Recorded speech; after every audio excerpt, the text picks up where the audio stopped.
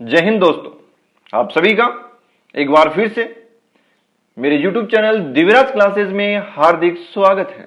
आप सभी का अभिनंदन, आभार। आज की क्लास में हम पढ़ेंगे राजस्थान इतिहास सीरीज का अगला टॉपिक, जिसका नाम है राजस्थान के शोध संस्थान एवं संग्रहालय। इसका फर्स्ट पार्ट इस वीडियो में विस्तृत रूप से अध्ययन करेंगे। ये टॉपिक राजस्थान की सभी कॉम्पिटिटिव एग्जाम्स में RS, college lecturer, first grade exams, second grade, REET, patwari या अधीनस्थ चयन बोर्ड के द्वारा जितनी भी एग्जाम्स ली जाती हैं, सब में बहुत ही इंपॉर्टेंट टॉपिक है। यहां तक कि राजस्थान पुलिस और पटवारी में भी यहां से एक या दो प्रश्न अवश्य पूछे जाते हैं। तो शुरू करते हैं। प्रस्तुतकर्ता मैं रोहित सामोता। मेरे बारे में और अधिक जानकारी आप यहां से प्राप्त कर सकते हैं। तो शुरू करें। राजस्थान के शोध संस्थान एवं संग्रहालय। सबसे पहला है केंद्रीय संग्रहालय, या जिसको कहते हैं अल्बर्ट हॉल म्यूजियम। यह जयपुर में स्थित है। तो पहला प्रश्न तो यही है कि केंद्रीय संग्रहालय या अल्बर्ट हॉल म्यूजियम कहां स्थित है? जयपुर में। यह राजस्थान का प्रथम संग्रहालय माना जाता है। इसकी स्थापना महाराजा राम सिंह द्वितीय के शासनकाल में 1876 ईस्वी में प्रिंस अल्बर्ट द्वारा की गई। यानी केंद्रीय संग्रहालय की स्थापना की गई 1876 ईस्वी में प्रिंस अल्बर्ट द्वारा। इसीलिए इसका नाम पड़ा है अल्बर्ट हॉल म्यूजियम। और उस समय जयपुर के महाराजा थे, शासक थे महाराजा राम सिंह द्वितीय।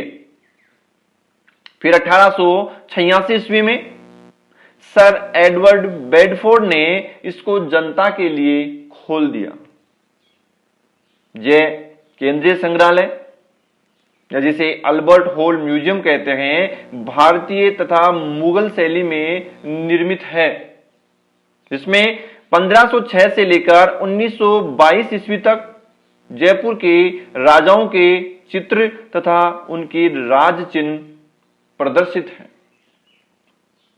हॉल में चारों ओर भारतीय तथा विदेशी कला के भित्ति चित्र बने हुए हैं। संग्रहालय के साथ साथ एक मॉन्यूमेंट भी बना हुआ है जो दर्शकों के लिए दर्शनीय है। इसमें मिस्र की प्राचीन कालीन मम्मी रखी हुई है। ये 1883 ईस्वी में पैनापोलिस मिस्र से जयपुर लाई गई थी तथा ये जो मम्मी है वो 320 से 330 ईसा पूर्व के टोलोमाइक युग की तूतू नामक 55 वर्षीय महिला की मम्मी है। एक बार फिर से सुनिए। केंद्रीय संग्रहालय अल्बर्ट हॉल म्यूजियम में एक मिस्र की प्राचीन कालीन 320 से 330 ईसा पूर्व की टोलोमाइक युग की एक मम्मी रखी हुई है।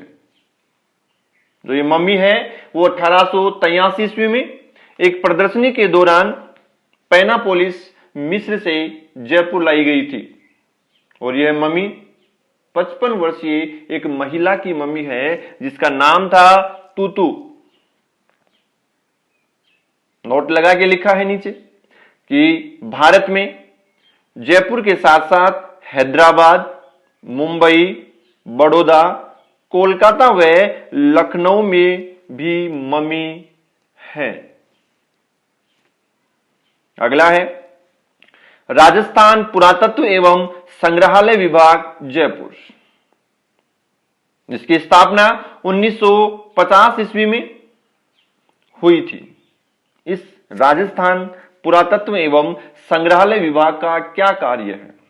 इसका कार्य है कि प्रदेश में बिखरी हुई पुरा संपदा व सांस्कृतिक धरोहर की खोज करना, उसका सर्वेक्षण करना और उसका प्रचार प्रसार करना। राजस्थान पुरातत्व एवं संग्रहालय विभाग समय समय पर चित्रकला प्रदर्शनी, पुरा सामग्री प्रदर्शनी तथा भाषण माला का आयोजन भी करता है। राजस्थान पुरातत्व और संग्रहालय विभाग जो जयपुर में स्थित है, वो उसके द्वारा 19 संग्रहालय, 2 कला दीर्घाएं, 342 स्मारक व 43 पुरा स्थलों का संरक्षण किया जा रहा है। और यह एक प्रकाशित करता है पत्रिका, या कहा जाए कि राजस्थान पुरातत्व एवं संग्रहालय विभाग द्वारा प्रकाशित पत्रिका का क्या नाम है? तो वो पत्रिका है द रिसर्चर। याद रखना है कि राजस्थान पुरातत्व एवं संग्रहालय विभाग जो एक पत्रिका प्रकाशित करता है, उसका क्या नाम है? तो उसका नाम है द रिसर्चर। तीसरा संग्रहालय राजस्थान राज्य अभिलेखागार जो बीकानेर में स्थित है। राजस्थान राज्य अभिलेखागार की स्थापना 1955 ईस्वी में की गई और इसकी स्थापना करने का उद्देश्य क्या था? इतिहास की लिखित सामग्री को सुरक्षित रखना। यानी इतिहास की लिखित सामग्री को सुरक्षित रखने के उद्देश्य से राजस्थान राज्य अभिलेखागार बीकानेर की स्थापना की गई 1955 ईस्वी में। एक अनुमान के अनुसार कहा जाता है कि यहां संग्रहित अभिलेखों को, दस्तावेजों को यदि धरती पर फैलाया जाए तो उनकी लंबाई 5 लाख फीट होगी। यानी राजस्थान राज्य अभिलेखागार बीकानेर में इतने दस्तावेज संग्रहित हैं, यदि उनको धरती के ऊपर फैलाया जाए तो उनका क्षेत्रफल कितना होगा, उसकी लंबाई कितनी होगी? 5 लाख फीट। राजस्थान राज्य अभिलेखागार में कोटा रियासत का 300 वर्ष पुराना अभिलेख विद्यमान है। इंपॉर्टेंट है, पूछा जाए कि कोटा रियासत का 300 वर्ष पुराना अभिलेख कहां विद्यमान है, संग्रहित है या रखा हुआ है? वो है राजस्थान राज्य अभिलेखागार बीकानेर में। यह अभिलेख हाड़ौती भाषा में लिखा हुआ है और हाड़ौती भाषा को राजस्थान की सबसे कठिन भाषा मानी जाती है। राजस्थान राज्य अभिलेखागार बीकानेर की 6 शाखाएं हैं। याद रखना है, हो सकता है पूछा जाए प्रश्न कि निम्न में से राजस्थान राज्य अभिलेखागार बीकानेर की शाखा नहीं है। तो शाखाएं कौन कौन सी हैं? 6 शाखाएं हैं। जयपुर, कोटा, उदयपुर, अलवर, भरतपुर और अजमेर। इन सब में ऐतिहासिक, प्रशासनिक, सामाजिक, धार्मिक व आर्थिक दृष्टि से उपयोगी व दुर्लभ सामग्री संग्रहित है। यानी जितने भी संग्रहालय हैं, जितने भी शोध संस्थान हैं, उन सब का एक ही उद्देश्य है पुरातत्व सामग्री को संरक्षित करना, उसका प्रचार प्रसार करना। तो अगला है प्राच्य विद्या प्रतिष्ठान। पूछा गया प्रश्न है कि राजस्थान प्राच्य विद्या प्रतिष्ठान कहां स्थित है? तो वो स्थित है जोधपुर में। पिछले वीडियो में आपको बताया था कि राजस्थान प्राच्य विद्या प्रतिष्ठान की स्थापना 1955 ईस्वी में की गई थी तत्कालीन मुख्यमंत्री श्री मोहनलाल जी सुखाड़िया द्वारा। तो इसकी स्थापना की गई 1955 ईस्वी में। किनके द्वारा? मोहनलाल सुखाड़िया, तत्कालीन मुख्यमंत्री राजस्थान द्वारा। क्यों की गई? इसका कार्य क्या है? इस प्राच्य विद्या प्रतिष्ठान का कार्य है पांडुलिपियों का संपादन तथा उनका प्रकाशन करना। और जो प्रकाशन का कार्य है वो राजस्थान पुरातन ग्रंथमाला श्रृंखला के अंतर्गत किया जाता है। प्राच्य विद्या प्रतिष्ठान जोधपुर का कार्य है पांडुलिपियों का संपादन तथा उनका प्रकाशन करना। और जो प्रकाशन का कार्य है वो राजस्थान पुरातन ग्रंथमाला श्रृंखला के तहत किया जाता है। इसी श्रृंखला के तहत अब तक नैन्सी रचित नैनसिरी ख्यात एवं मारवाड़ परगनारी विगत तथा राजस्थानी भाषा के शब्दकोश का प्रकाशन किया गया है। पिछले जब पढ़े थे अपन ने ख्यात साहित्य अपन पढ़ रहे थे तो उस समय भी बताया था कि नैन्सी के द्वारा रचित जो ख्यात है राजस्थान की सबसे पहली ख्यात है और नैन्सी राजस्थान के सबसे पहले ख्यात लेखक हैं। इन्होंने ख्यात लिखी नैनसिरी ख्यात और दूसरा ग्रंथ लिखा था मारवाड़ परगनारी विगत, जिसे राजस्थान का गजेटियर भी कहा जाता है। ये अपन ने पिछले वीडियो में देखा है।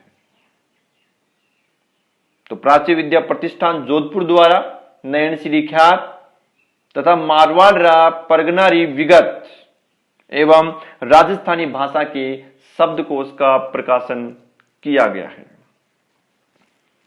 बात करें उपशाखाओं की तो राजस्थान प्राच्य विद्या प्रतिष्ठान की कई उपशाखाएं हैं। कितनी हैं? 7 उपशाखाएं। सबसे पहले जोधपुर मुख्यालय की शाखा है। इस जोधपुर मुख्यालय की शाखाओं में मीरा की पदावली, नरसी जीरो मायरो, राजस्थान की वीर गीत तथा अनेक चित्रित व अलंकृत पांडुलिपियां संग्रहित हैं। हम केवल उन्हीं का नाम देख रहे हैं जो अधिक प्रसिद्ध रही हैं। बीकानेर शाखा है दूसरी, जिसके अंदर 19,839 ग्रंथ उपलब्ध हैं, जिनमें से मोतीचंद खजांची संग्रह तथा जिनचंद्र सूरी संग्रह महत्वपूर्ण है। तीसरी शाखा है चित्तौड़गढ़ शाखा, जिसमें 5,426 ग्रंथ उपलब्ध हैं और चित्तौड़गढ़ शाखा की स्थापना की गई 1962-63 में मुनि जिनविजय के प्रयासों से। तो मुनि जिनविजय बताया था पिछले वीडियो में, एक पुरातत्ववेता हैं मुनि जिनविजय, जिनका जन्म हुआ भीलवाड़ा में और इन्हीं के प्रयासों से 1962-63 ईस्वी में चित्तौड़गढ़ शाखा का निर्माण किया गया। चौथी है जयपुर शाखा। जयपुर शाखा में लगभग 12,000 ग्रंथ मौजूद हैं, जिनमें से कृष्ण भट्ट का ईश्वर विलास महाकाव्य, जयदेव का घट कर्पूर महाकाव्य और सूत्रधार मंडन द्वारा लिखित प्रासाद मंडन व राज वल्लभ मुख्य हैं। तो पूछा जाए प्रासाद मंडन व राज वल्लभ किसने लिखा? तो आंसर होगा मंडन ने। ईश्वर विलास महाकाव्य के लेखक कौन हैं? कृष्ण भट्ट। तथा घट कर्पूर महाकाव्य के लेखक हैं जयदेव। ये जयपुर शाखा में संग्रहित हैं और किसकी शाखा है? राजस्थान प्राच्य विद्या प्रतिष्ठान बीकानेर की। 5वीं शाखा है अलवर शाखा। अलवर शाखा को 1840 ईस्वी में महाराजा विनय सिंह के आश्रय में प्रारंभ किया गया, जिसके अंदर ऋग्वेद की अज्ञात आश्वालायन व शाखायन संहिता पाठ तथा ग्रह्य सूत्र की टीका व न्याय व मीमांसा ग्रंथ उपलब्ध हैं तथा दर्शनीय है। 6ठी शाखा है कोटा शाखा। 7वीं शाखा उदयपुर शाखा है, जिसमें अमरसार, अमर काव्य, राज प्रशस्ति, जगत सिंह काव्य तथा राज रत्नाकार जैसे महत्वपूर्ण ग्रंथ उपलब्ध हैं। तो ये थी राजस्थान प्राच्य विद्या प्रतिष्ठान जोधपुर, जिसकी स्थापना की गई 1955 ईस्वी में और जिसका मुख्य कार्य है पांडुलिपियों का संपादन व प्रकाशन करना। अगला है, बहुत बार पूछा गया है, अरबी फारसी शोध संस्थान कहां स्थित है? तो अरबी फारसी शोध संस्थान स्थित है टोंक में, जिसकी स्थापना राजस्थान सरकार द्वारा 1978 ईस्वी में की गई। क्या करता है अरबी फारसी शोध संस्थान? यहां पर अरबी तथा फारसी भाषा की पुस्तकों का दुर्लभ संग्रह है। 1887 ईस्वी में टोंक के तीसरे नवाब, जिनका नाम है नवाब मोहम्मद अली खां, इन्होंने इराक, ईरान, अरब, मिस्र तथा भारत के विभिन्न शहरों से अरबी व फारसी भाषा के विद्वानों को बुलाकर धार्मिक व ऐतिहासिक पुस्तकों के लेखन तथा अनुवाद कार्य करवाया था। किसने करवाया? टोंक के तीसरे नवाब मोहम्मद अली खान ने 1887 ईस्वी में देश और विदेश से अनेकों फारसी व अरबी भाषा के विद्वानों को बुलाया तथा उनसे पुस्तकों के लेखन व अनुवाद कार्य करवाया। उन्हीं पांडुलिपियों ग्रंथों को यहां संग्रहित किया गया है, जिनमें से सबसे महत्वपूर्ण है औरंगजेब लिखित आलमगीरी कुरान। पूछा जा सकता है आलमगीरी कुरान किसने लिखी? यह है मुगल बादशाह औरंगजेब ने। तथा दूसरी है शाहजहां द्वारा लिखवाई गई कुरान कमाल, बहुत ही प्राचीन और महत्वपूर्ण मानी जाती है कुरान कमाल। तो ये अरबी फारसी शोध संस्थान टोंक में संग्रहित हैं औरंगजेब द्वारा लिखी गई आलमगीरी कुरान तथा शाहजहां द्वारा लिखवाई गई कुरान कमाल। अगला है नगर श्री लोक संस्कृति शोध संस्थान, जो स्थित है चूरू में।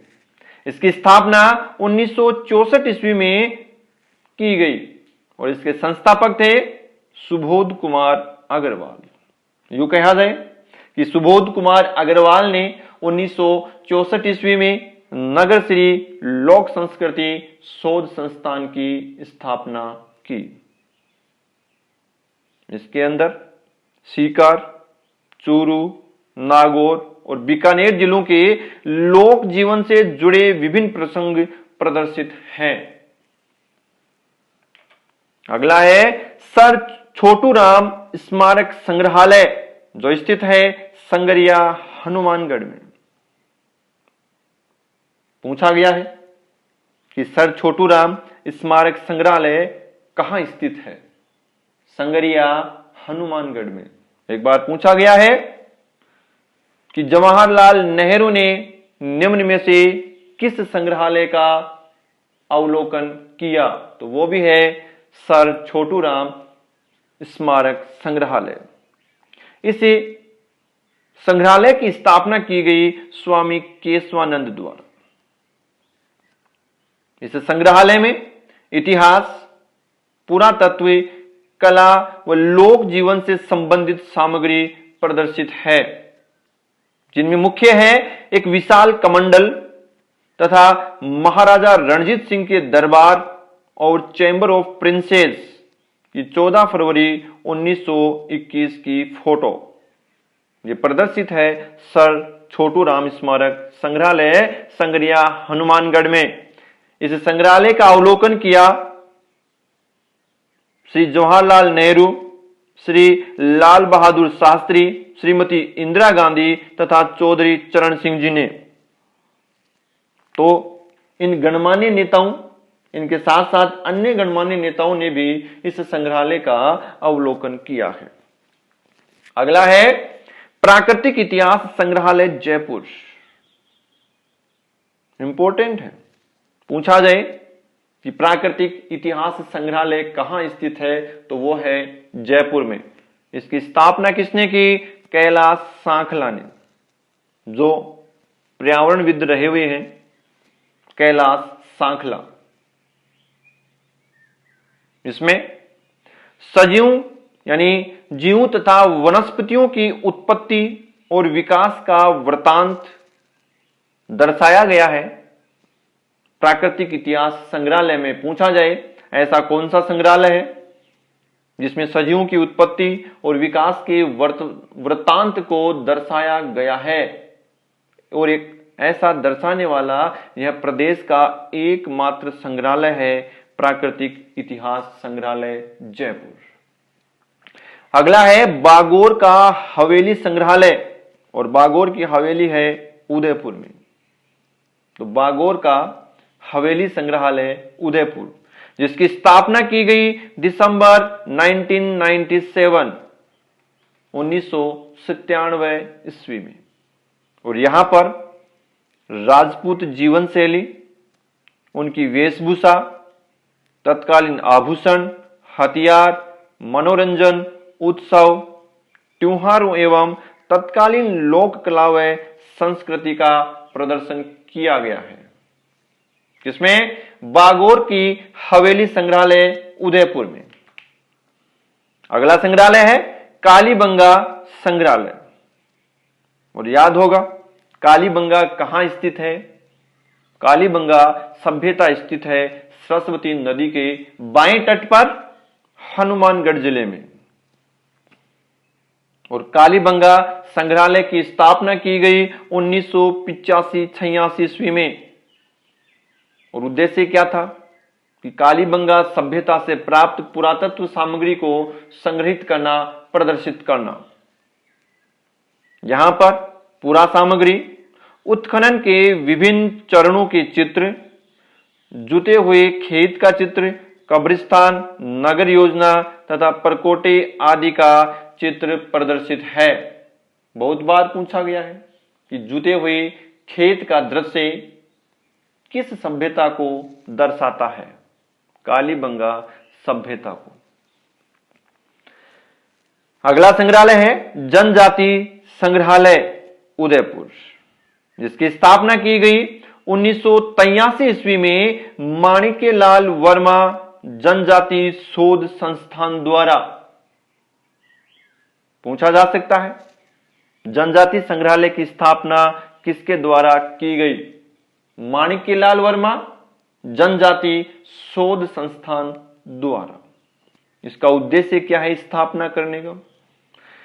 जनजाति संग्रहालय स्थापित किया गया है राज्य की जनजातियों की संस्कृति एवं सामाजिक आर्थिक व्यवस्था को संरक्षित करना तथा उनको प्रदर्शित करने के लिए। यानी राज्य की जो जितनी भी जनजातियां हैं उनकी संस्कृति को, उनकी सामाजिक आर्थिक व्यवस्था को संरक्षित करने के लिए तथा प्रदर्शित करने के लिए जनजाति संग्रहालय उदयपुर की स्थापना की गई 1983 ईस्वी में माणिक्यलाल वर्मा जनजाति शोध संस्थान द्वारा। इसके प्रवेश द्वार पर मेवाड़ का राज चिन्ह रखा हुआ है। वो पूछा जा सकता है कि मेवाड़ का राज चिन्ह निम्न में से किस संग्रहालय में प्रदर्शित है, रखा हुआ है? जनजाति संग्रहालय उदयपुर। दूसरा प्रश्न हो सकता है कि मेवाड़ का राज चिन्ह निम्न में से कौन सा है? तो कौन सा है? लिखा हुआ है जो दृढ़ राखे धर्म को ताही राखे करतार। ये मेवाड़ का राज चिन्ह था, जो दृढ़ राखे धर्म को ताही राखे करतार। इस जनजाति संग्रहालय में विभिन्न जनजातियों के चित्र, उनके वस्त्र आभूषण, अस्त्र शस्त्र, इष्ट देवता तथा जनजाति वाद्य यंत्रों जैसे कि मादल, खड़ताल, गोरजा आदि संग्रहित हैं। यानी जनजातियों के चित्र, उनके वस्त्र आभूषण, उनके अस्त्र शस्त्र, जनजातियों के इष्ट देवता और उनके वाद्य यंत्र। और जनजातियों की वाद्य यंत्र में आते हैं मादल, खड़ताल, गोरजा आदि दर्शनीय हैं जनजाति संग्रहालय उदयपुर में। अगला संग्रहालय है डोल म्यूजियम। वो पूछा गया है एग्जाम में, निम्न में से गुड़ियाघर कहां स्थित है, या गुड़ियाघर निम्न में कहां स्थित है? डोल यानी गुड़िया, म्यूजियम संग्रहालय या घर, तो डोल म्यूजियम यानी इसको कहते हैं गुड़िया घर, और वो स्थित है जयपुर में। तो डोल म्यूजियम गुड़िया घर जयपुर में स्थित है और जिसकी स्थापना की गई है भगवानी बाई शेख सरिया चैरिटी ट्रस्ट द्वारा। भगवानी बाई शेख सरिया चैरिटी ट्रस्ट द्वारा डोल म्यूजियम गुड़िया घर की स्थापना की गई त्रिमूर्ति सर्किल पर एक स्थित है मूक बधिर विद्यालय के प्रांगण में। यानी त्रिमूर्ति सर्किल के पास राजकीय पोदार मूक बधिर विद्यालय स्थित है, उसके प्रांगण में डोल म्यूजियम गुड़िया घर की स्थापना की गई है। और किसके द्वारा? भगवानी बाई शेख सरिया चैरिटी ट्रस्ट द्वारा। इस संग्रहालय में भारत के विभिन्न प्रदेशों में प्रचलित गुड़ियाओं, कठपुतलियों के नमूनों के साथ साथ 30 से अधिक देशों की गुड़ियाएं भी प्रदर्शित हैं। अगला संग्रहालय जैसलमेर संग्रहालय, और वो स्थित है जैसलमेर जिले में, जिसकी स्थापना की गई 1984 ईस्वी में। और यह सर्वाधिक प्राचीन वस्तुओं का संग्राहक है। पूछा जाए सर्वाधिक प्राचीन वस्तुओं का संग्राहक कौन सा म्यूजियम है, तो वो है जैसलमेर संग्रहालय, जैसलमेर म्यूजियम। क्यों है? क्योंकि यहां पर सबसे प्राचीन कालीन समय से प्राप्त लूनी घाटी से प्राप्त जीवाश्म तथा पाषाण कालीन उपकरण, ताम्र व पाषाण शिलालेख संग्रहित हैं। इस संग्रहालय में अनेकों सिक्के, परिधान, जैसलमेरी पत्थर से बनी कलाकृतियां, प्राग ऐतिहासिक सामग्री, काष्ठ कलाकृतियां तथा हस्तशिल्प, प्राचीन प्रतिमाएं आदि प्रदर्शित हैं। तो सबसे प्राचीन वस्तुओं का संग्राहक है जैसलमेर संग्रहालय, जिसकी स्थापना की गई 1984 ईस्वी में। पूछा जाए लूनी घाटी से प्राप्त जीवाश्म या पाषाण कालीन उपकरण कौन सी संग्रहालय में दर्शनीय है, संग्रहित है या प्रदर्शित है, तो वो है जैसलमेर संग्रहालय। अगला संग्रहालय राजकीय संग्रहालय अजमेर, और राजकीय संग्रहालय अजमेर की स्थापना की गई भारत सरकार द्वारा 19 अक्टूबर 1908 ईस्वी को। तो राजकीय संग्रहालय अजमेर की स्थापना 19 अक्टूबर 1908 ईस्वी को भारत सरकार द्वारा की गई, और किस नाम से की? राजपूताना म्यूजियम नाम से। और कहां पर की? अकबर के मैगजीन दुर्ग में। तो पूछा गया है मैगजीन दुर्ग कहां स्थित है, तो मैगजीन दुर्ग है अजमेर में, जिसका दूसरा नाम है अकबर का किला। तो अकबर का किला, मैगजीन दुर्ग, उसमें स्थापना की राजपूताना म्यूजियम के नाम से एक संग्रहालय की 19 अक्टूबर 1908 ईस्वी को, जिसको वर्तमान में कहा जाता है राजकीय संग्रहालय अजमेर। अगला संग्रहालय राजकीय संग्रहालय अलवर, जिसकी स्थापना महाराजा तेज सिंह के शासनकाल में नवंबर 1840 ईस्वी में की गई। राजकीय संग्रहालय अलवर की स्थापना, इसे महाराजा विनय सिंह के शासनकाल में कुतुब खाना या पुस्तकशाला नाम दिया गया। तो पूछा जाए पुस्तकशाला कुतुब खाना कहां स्थित है? अलवर में। स्थापना किसने की? महाराजा तेज सिंह के शासनकाल में, या मान लो महाराजा तेज सिंह के द्वारा ही इसकी स्थापना की गई 1840 ईस्वी में। यहां जो दर्शनीय है वो है 80 फीट लंबा भागवत का चित्रमय खर्रा और लाल अक्षरों में फारसी अनुवाद सहित अरबी भाषा में लिखी गई कुरान की एक प्रति यहां पर प्रदर्शित है। दूसरी इंपॉर्टेंट, 1 इंच लंबी तथा 1 इंच चौड़ी मुद्रित कुरान भी यहां पर प्रदर्शित है, जो सबसे छोटी कुरान मानी जाती है। तो पूछा जाए कि सबसे छोटी कुरान की प्रति कहां प्रदर्शित है, तो वो है राजकीय संग्रहालय अलवर, जिसकी लंबाई चौड़ाई है 1 इंच लंबी व 1 इंच चौड़ी कुरान, जो एक डिब्बी में बंद है, दर्शनीय है, राजकीय संग्रहालय अलवर में। यहां पर प्रदर्शित है एक प्राचीनतम पुस्तक जिसका नाम है वाकियात ए बाबरी। तो वाकियात ए बाबरी कहां संग्रहित है? राजकीय संग्रहालय अलवर में। कौन सी है वाकियात ए बाबरी? ये तुर्की भाषा में लिखी बाबर की आत्मकथा की मूल प्रतिलिपि है। वाकियात ए बाबरी तुर्की भाषा में लिखी थी बाबर ने अपनी आत्मकथा तुजुक ए बाबरी, उसकी एक मूल प्रतिलिपि है वाकियात ए बाबरी।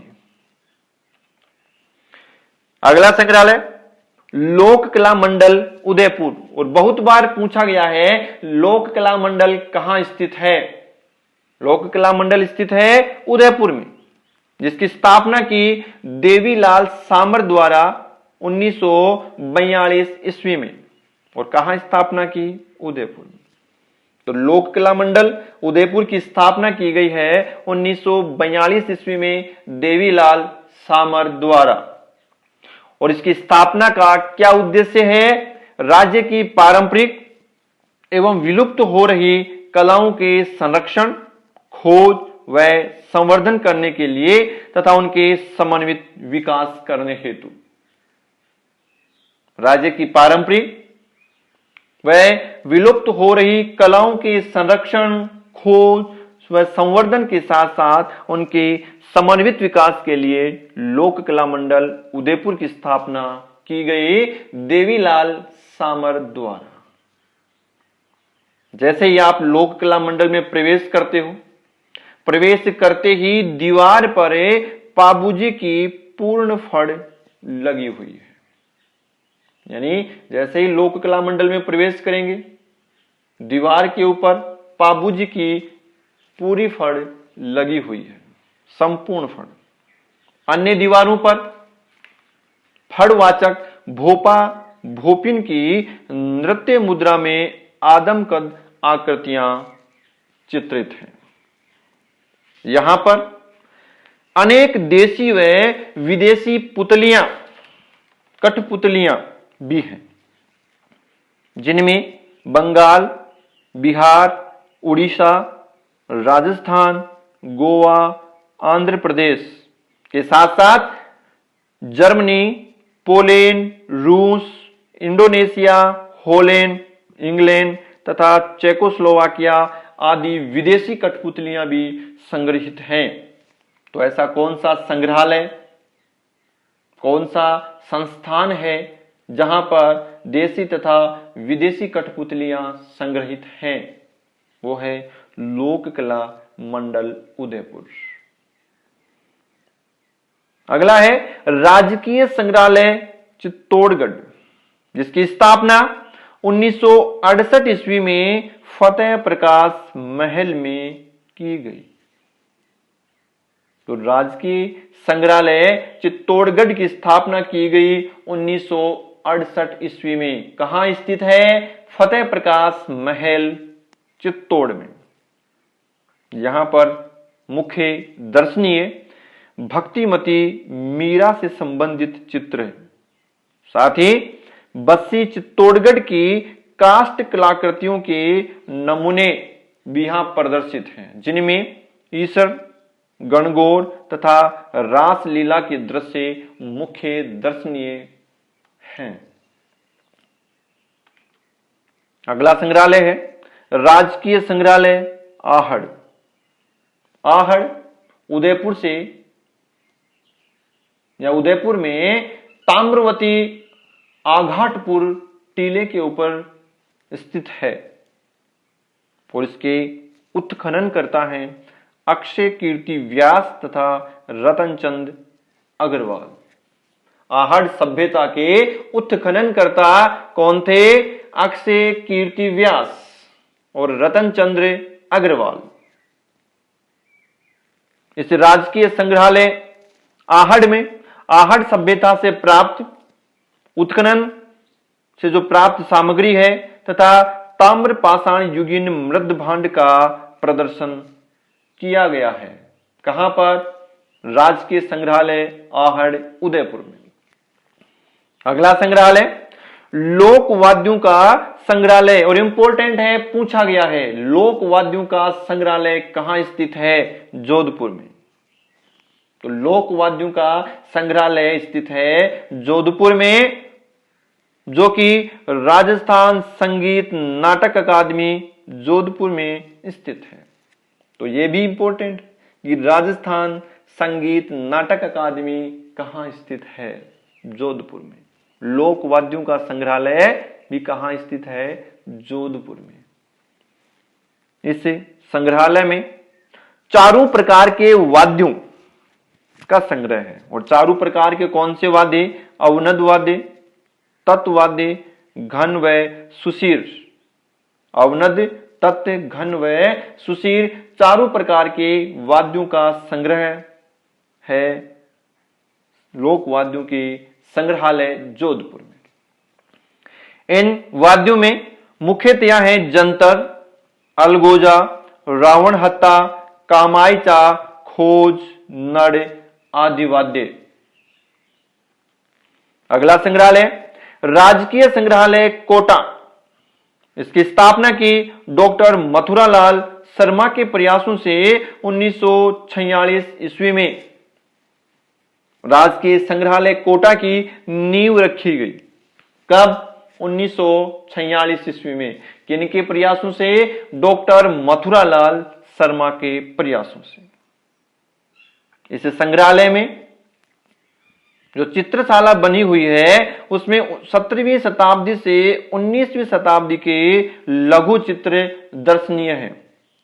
साथ ही साथ 18वीं से 19वीं सदी के हस्तलिखित ग्रंथ, जिनमें मुख्यतया हैं कल्पसूत्र, विष्णु सहस्त्रनाम, गीता पंचरत्न, गीता सूक्ष्माक्षरी, भागवत, वल्लभोत्सव चंद्रिका आदि महत्वपूर्ण ग्रंथ रखे हुए हैं।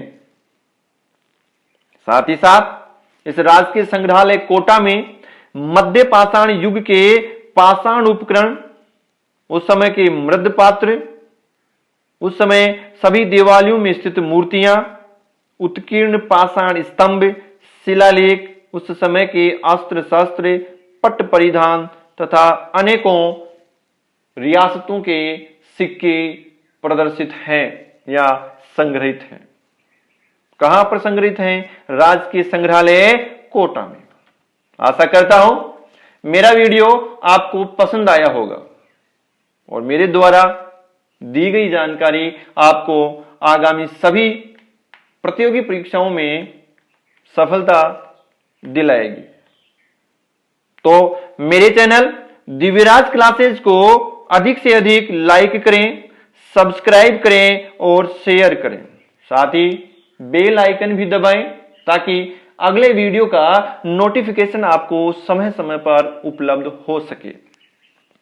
इस वीडियो पर अधिक से अधिक कमेंट्स भी करें। धन्यवाद। आपका दिन शुभ हो। जय हिंद।